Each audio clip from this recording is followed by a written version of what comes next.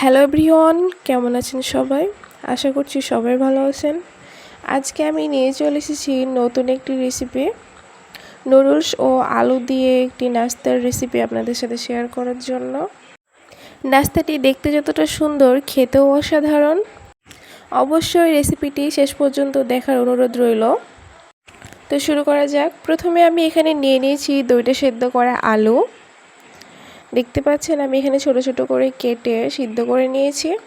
এখন আমি এই আলুটাকে ম্যাশ করে নিব।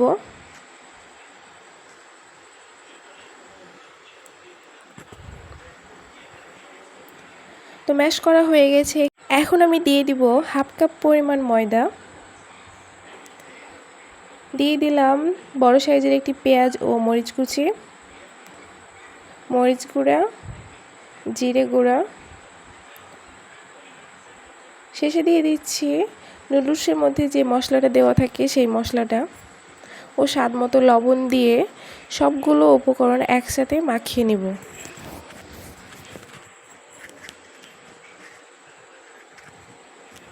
তো দেখতে পাচ্ছেন মাখানো হয়ে গেছে, একটি ডোয়ে পরিণত হয়েছে। এখন আমি নাস্তাগুলো তৈরি করে নিচ্ছি। তো প্রথমে আমি হাত পরিষ্কার করে তেল মাখিয়ে নিলাম। তো এখন আমি নাস্তার শেপগুলো দিয়ে নিব। আমি আরেকটি তৈরি করে দেখাচ্ছি।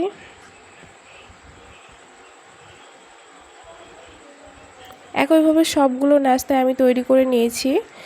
এখন আমি এখানে নিয়ে নিয়েছি একটি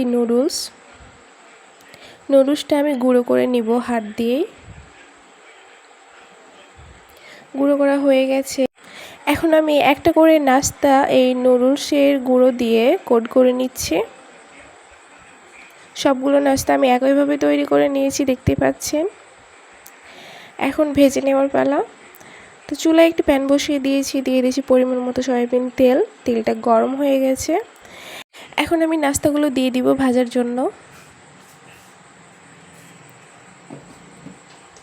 তো সবগুলো নাস্তায় আমার দেওয়া হয়ে গেছে। নাস্তাগুলো আমি ব্রাউন কালার করে ভেজে নিব।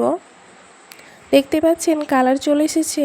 এখন আমি একটি ছাঁকনির সাহায্যে ভালোভাবে তেল ছড়িয়ে একটি প্লেটে পরিবেশন করে নিব। তো দেখতে পাচ্ছেন আমি তেলটা কিভাবে ঝরিয়ে নিচ্ছি। এখন আমি প্লেটে তুলে নিব। তো মাশাআল্লাহ, অনেক সুন্দর হয়েছে বিকেলের এই মুচমুচে নাস্তাটি। এই নাস্তার সাথে টমেটো সস হলে তো জমেই যায়।